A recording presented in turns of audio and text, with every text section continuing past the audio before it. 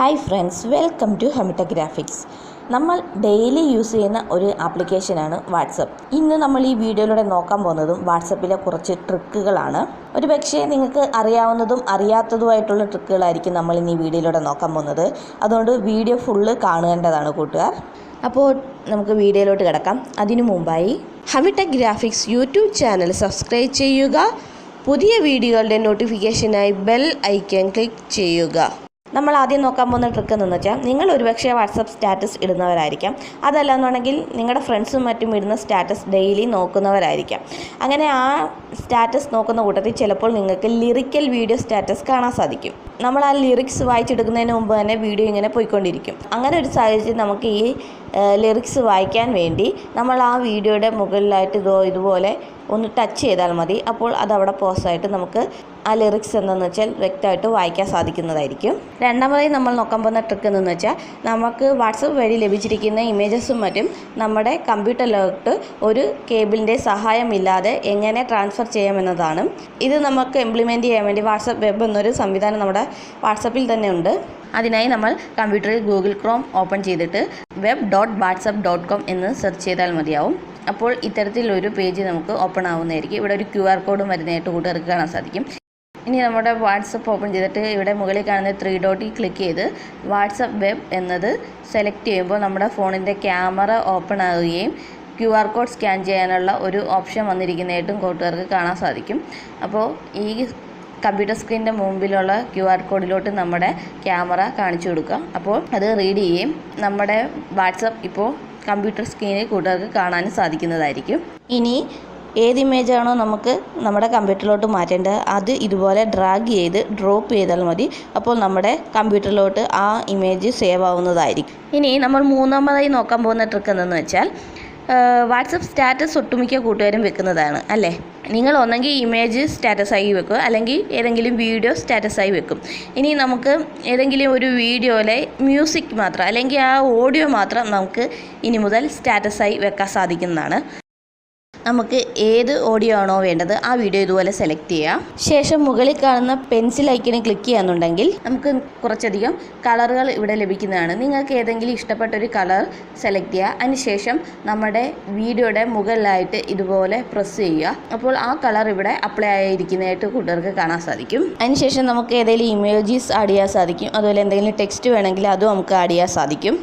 ഇങ്ങനെ ചെയ്യാന്നുണ്ടെങ്കിൽ നമുക്ക് ആ വീഡിയോ ഹൈഡ് ചെയ്ത് വെച്ചിട്ട് ഓഡിയോ മാത്രം സ്റ്റാറ്റസായി ഇടാൻ സാധിക്കുന്നതാണ്. ഇനി നമ്മൾ അടുത്ത നാലാമതായി നോക്കാൻ പോകുന്ന ട്രിക്ക് എന്തെന്ന് വെച്ചാൽ, നമ്മുടെ ഫ്രണ്ട്സ് നമുക്ക് മെസ്സേജ് അയക്കും.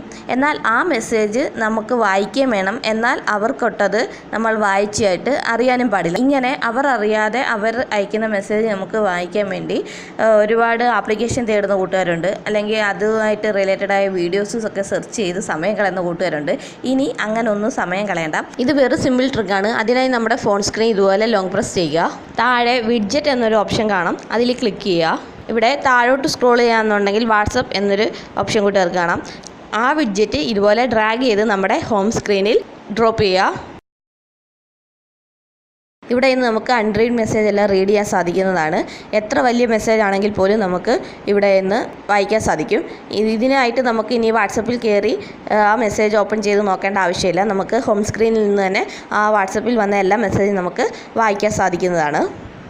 ഇതിനാൽ നിങ്ങൾ ഓൺലൈനിൽ വന്ന കാര്യം, നിങ്ങൾ ആ മെസ്സേജ് വായിച്ച കാര്യം നിങ്ങളുടെ ആ ഫ്രണ്ടിന് അറിയാൻ സാധിക്കത്തില്ല.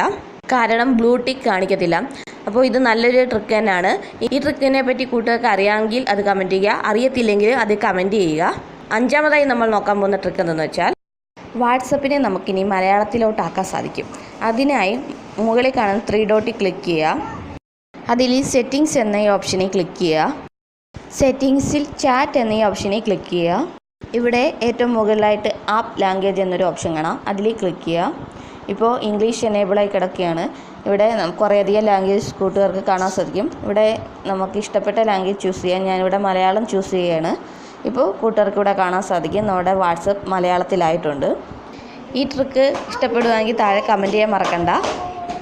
ഇനി ആറാമതായി നമ്മൾ നോക്കാൻ പോകുന്ന ട്രിക്ക് എന്ന് വെച്ചാൽ നിങ്ങളുടെ ഫ്രണ്ട്സും മറ്റും വെക്കുന്ന വാട്സപ്പ് സ്റ്റാറ്റസ് നോക്കുന്നവരായിരിക്കാം അല്ലേ. ഇങ്ങനെ നമ്മുടെ ഫ്രണ്ട്സ് വെക്കുന്ന സ്റ്റാറ്റസ് നോക്കുമെങ്കിൽ അവർക്ക് അറിയാൻ സാധിക്കും ആരൊക്കെ അവരുടെ വാട്സപ്പ് സ്റ്റാറ്റസ് നോക്കിയിട്ടുണ്ടെന്ന്.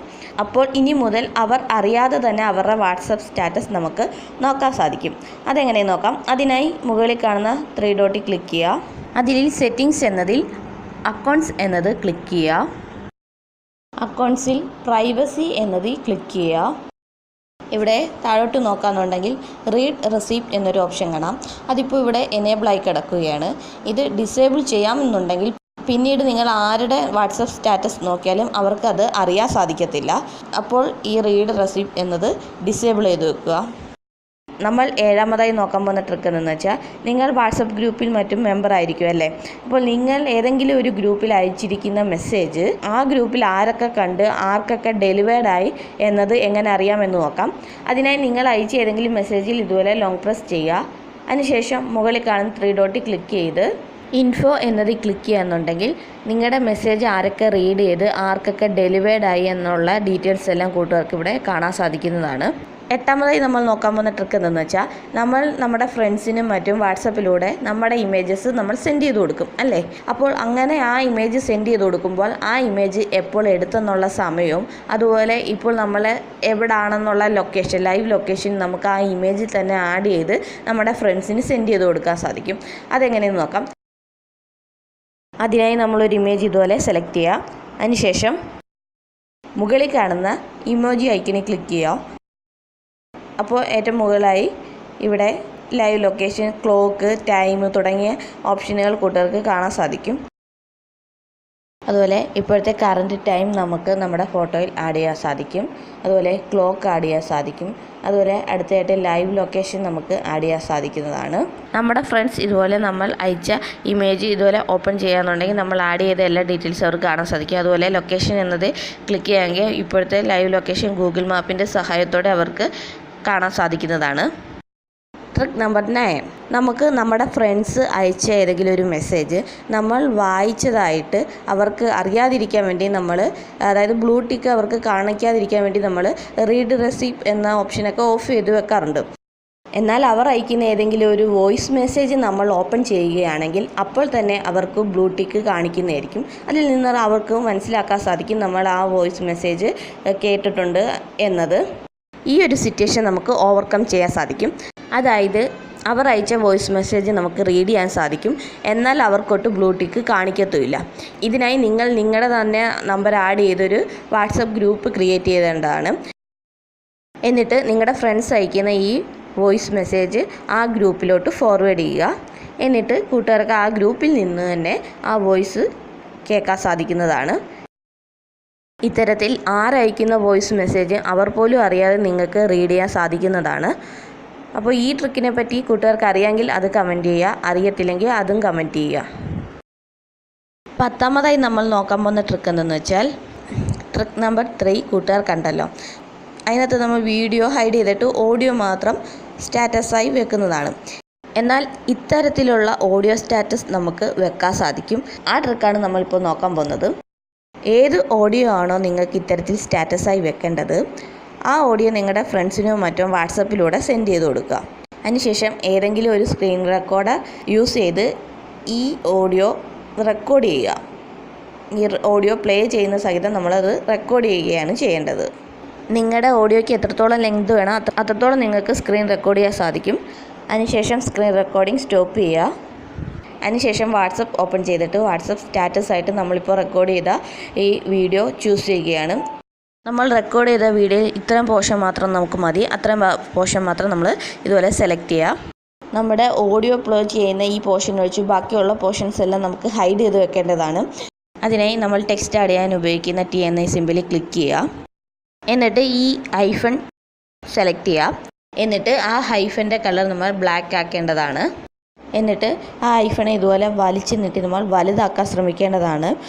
നമ്മുടെ ആ പ്ലേ ചെയ്യുന്ന ഓഡിയോയുടെ താഴെയായിട്ട് വരത്തക്ക രീതിയിൽ കൂട്ടുകാർ അഡ്ജസ്റ്റ് ചെയ്ത് അത്രത്തോളം വലുതാക്കുക. നമ്മുടെ ഓഡിയോയുടെ മുകളിലത്തെ പോർഷനും ഇതേപോലെ ചെയ്യുക. ഇൻ കേസ് നിങ്ങൾക്ക് ഇങ്ങനെ ചെയ്യാൻ സാധിക്കുന്നില്ല എന്നുണ്ടെങ്കിൽ ഒരു പണി ചെയ്യുക, മുകളിൽ കാണുന്ന പെൻസിൽ ഐക്കണിൽ ക്ലിക്ക് ചെയ്ത് ബ്ലാക്ക് കളർ ചൂസ് ചെയ്ത് ഇതുപോലെ അങ്ങ് ഷെയ്ഡ് ചെയ്യുക. അക്യുറേറ്റായിട്ട് ഷെയ്ഡ് ചെയ്യണമെന്ന് മാത്രം. ഇതിനി നിങ്ങൾക്ക് വാട്സപ്പ് സ്റ്റാറ്റസ് ആയിട്ട് സെറ്റ് ചെയ്യാൻ സാധിക്കുന്നതാണ്. അപ്പോൾ ഈ ട്രിക്കിനെ പറ്റി കൂട്ടുകാർക്ക് അറിയാമെങ്കിൽ താഴെ കമൻറ്റ് ചെയ്യുക. അറിയത്തില്ലെങ്കിലും അത് കമൻറ്റ് ചെയ്യാൻ മറക്കല്ല്. അതുപോലെ ഇത്തരത്തിലുള്ള അക്യുറേറ്റ് ആയിട്ടുള്ള ഓഡിയോ സ്റ്റാറ്റസ് നമുക്ക് ഇടാൻ സാധിക്കുന്നതാണ്. അതെങ്ങനെയെന്നുള്ള 2-3 ട്രിക്കുകളുണ്ട്. അത് പക്ഷേ നമുക്ക് അടുത്തൊരു വീഡിയോയിലൂടെ നമുക്ക് നോക്കാം. ആ ട്രിക്കുകളെ പറ്റിയുള്ള ഒരു വീഡിയോ ഞാൻ അധികം താമസിക്കാതെ തന്നെ ഇടുന്നതായിരിക്കും. അതുപോലെ നമ്മൾ ഇതുവരെ നോക്കിയ 10 ട്രിക്കുകളിൽ ഏറ്റവും കൂടുതൽ നിങ്ങൾക്ക് ഇഷ്ടപ്പെട്ട ട്രിക്ക് ഏതാണെന്ന് വെച്ചാൽ അതും താഴെ കമൻറ്റ് ചെയ്യാൻ മറക്കരുത്. അപ്പോൾ ഈ വീഡിയോ എല്ലാവർക്കും ഇഷ്ടപ്പെട്ടെന്ന് വിചാരിക്കുന്നു. ഇഷ്ടപ്പെട്ടെങ്കിൽ ഷെയർ ചെയ്യുക, ലൈക്ക് ചെയ്യുക, കമൻറ്റ് ചെയ്യുക. Thank you. Please subscribe my channel.